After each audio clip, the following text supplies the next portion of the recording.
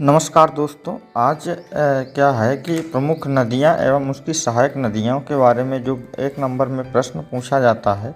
अक्सर ये देखा गया है कि कौन सी नदियाँ कहाँ से निकलती हैं और उनकी सहायक नदियाँ कौन सी हैं। आपके परीक्षा में ये प्रश्न पूछे जाते हैं। कई बार ये प्रश्न आपकी परीक्षा में आप देखेंगे जो प्रीवियस ईयर के क्वेश्चन पेपर वगैरह उठा करके तो आपके प्रश्न पूछे गए हैं।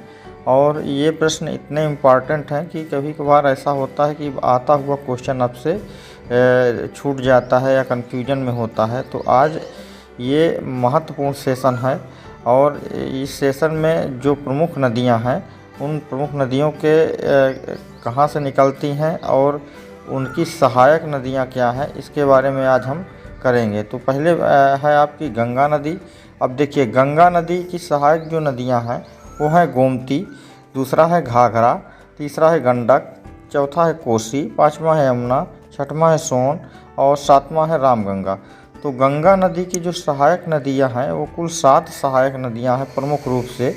ये 7 सहायक नदियों की वजह से गंगा नदी जो है इतने दूर की सफ़र कर पाती है। और गंगा नदी की कुल लंबाई की बात कर दें तो 2525 किलोमीटर, जो कि आपकी बंगाल की खाड़ी में जाके गिरती है। उत्तराखंड से निकलती है, बंगाल की खाड़ी में जाकर के उधर समाप्त हो जाती है, आगे बांग्लादेश में भी जाती है, जो कि बांग्लादेश में अलग नाम से जानी जाती है।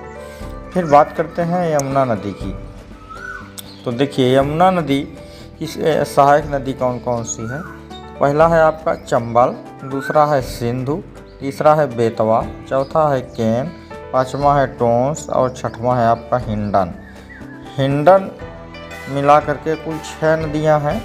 और यह नदी जो है आपका सबसे गहरी नदी में आती है। यमुना नदी आपकी सबसे गहरी नदी में आती है।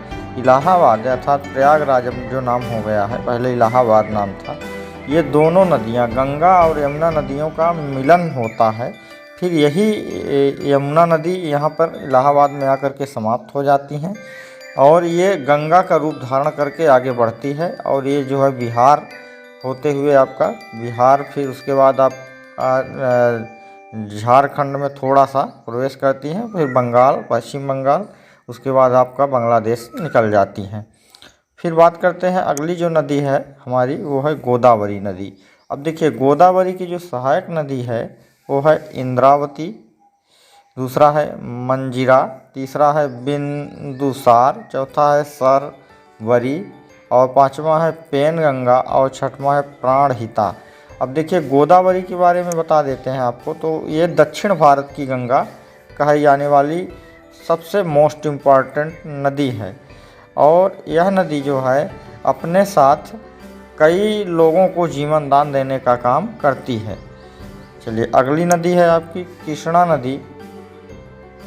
तो कृष्णा नदी जो है इसकी जो सहायक नदी है वो है तुंगभद्रा, घटप्रभा, मालाप्रभा, भीम, वेदावती और कोयना। ये 6 नदियाँ इसकी जो है सहायक नदियाँ हैं। अगली नदी है कावेरी नदी। कावेरी की सहायक नदियाँ कौन कौन सी हैं। तो काबिनी, हेमावती, सिमसा, अकर्रावती, भवानी, ये 5 नदियाँ कावेरी नदी की सहायक नदी है। और आपका मोस्ट इम्पॉर्टेंट नदी है नर्मदा नदी, जो कि मध्य प्रदेश के अमरकंटक से निकलती हैं। और इसकी जो सहायक नदियाँ हैं वो है अमरावती, भूसी, तवा, बगेर।